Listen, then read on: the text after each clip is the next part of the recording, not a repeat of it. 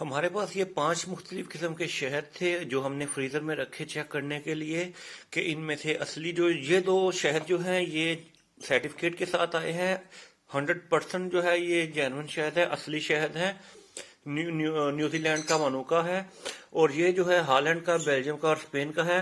تو ان کو ہم نے ایک دن پورا فریزر میں رکھا، فریزر میں رکھنے کے بعد ان کی یہ صورتحال ہو گئی۔ جو سرٹیفکیٹ والے ہیں وہ بھی دیکھیں آپ جم گئے ہیں، اور جو اوریجنل ہیں وہ بھی جم گئے ہیں۔